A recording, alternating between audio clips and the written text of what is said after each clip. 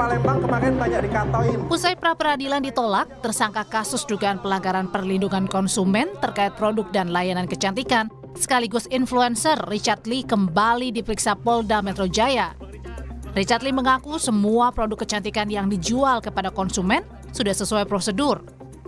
Richard pun mengaku sedih dan menyayangkan kasus ini menjerat rekan sesama dokter yakni Amira Farahnas alias Doktif yang sama-sama menjual produk kecantikan, namun kini keduanya justru menjadi tersangka dengan pasal berbeda.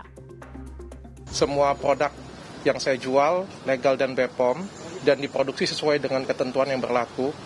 Saya belum pernah menjual produk yang tidak berizin dan berpotensi untuk membahayakan masyarakat. Secara pribadi yang buat saya sedih, konflik ini melibatkan 2 orang dokter, 2 orang sejawat, 2 orang yang profesinya sama-sama menjual skincare yang berakhir dengan saling lapor dan sama-sama jadi tersangka. Secara pribadi saya jujur saya sedih dan malu akan hal itu. Bang Richard. Tersangka Richard Lee sebelumnya sempat mengajukan gugatan pra-peradilan atas penetapannya sebagai tersangka dugaan pelanggaran perlindungan konsumen terkait produk dan layanan kecantikan. Kala di pra-peradilan, polisi mengatakan kasus Richard Lee tetap lanjut di Ditreskrimsus Polda Metro Jaya.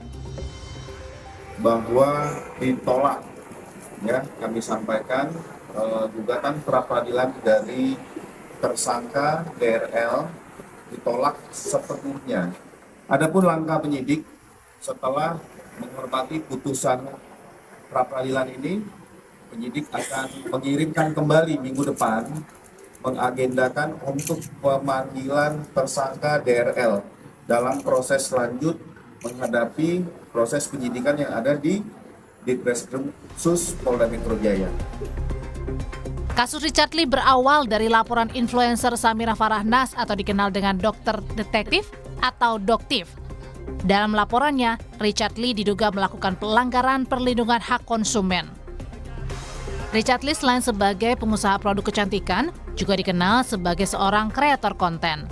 Tercatat ada sekitar 5,9 juta pengikut dalam channel YouTube yang dikelolanya.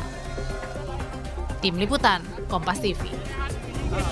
Ini bukan cuma kenyang, juga glowing ya.